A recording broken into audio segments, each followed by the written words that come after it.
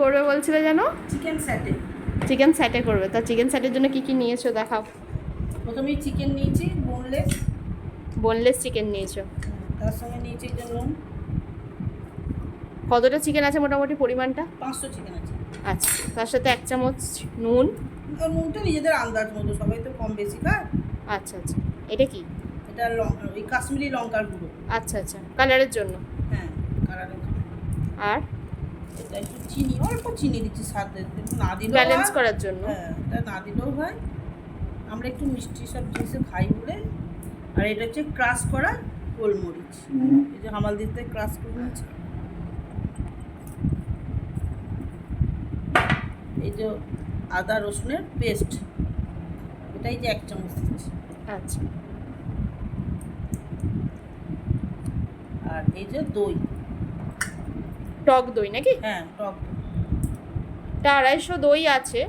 মা এখান থেকে 3 চামচ, এই 4 চামচের মতো দিয়েছি। 5 চামচ মতো মা দিয়েছেন। ব্যাস, এবার এটাকে মা ভালো করে মিক্সিং করবে নাকি? একটু ভালো করে হাত দিয়ে এটা মিক্সড করতে হবে।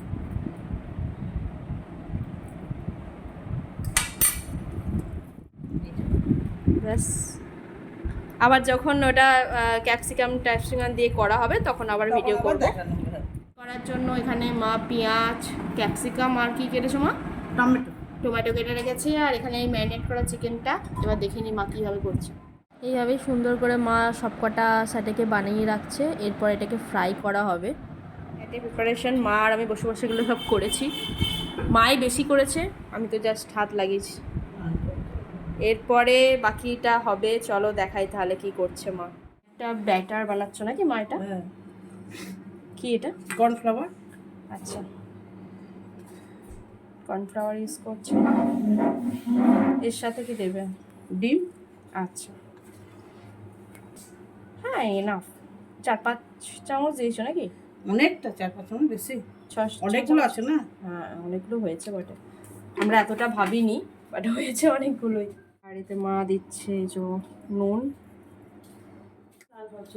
কালারের জন্য, এর জন্য কাশ্মীরি লঙ্কার গুঁড়ো নাকি?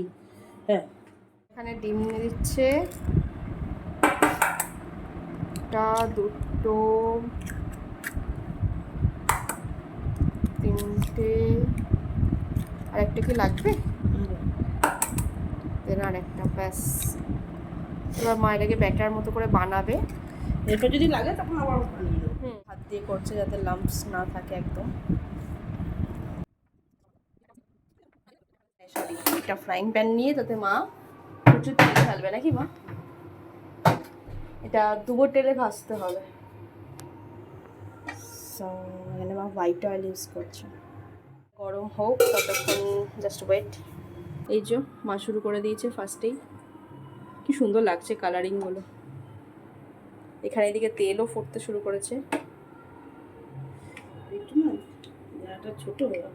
ছোট হয়ে গেল না? আমি ওটাই বলতে চাইলাম যে সবটাকে ডুববে। এটা না, না না, ওটাও বলতে চাইছিলাম, ওটাই। তোমাকে একটু সবটা ডুববে মা।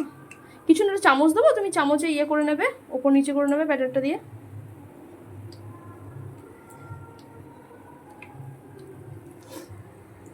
তিন চারটে তো হয়েই যাবে। মায়ের প্রচণ্ড ঠান্ডা লেগেছে। মায়ের এই যে স্যাটে হচ্ছে, এখনো এতগুলো বাকি আছে। কয়েকটা এরকম ফ্রাই করা হবে, আর কয়েকটা ভাবছি আমি ওই সতে টাইপের করে নেবো। দেখা যাক কীরকম কী হয়। এই 5 মিনিট করে কমিয়ে ভাজবি। হ্যাঁ, কমিয়ে 5 মিনিট করে ভাজতে হচ্ছে।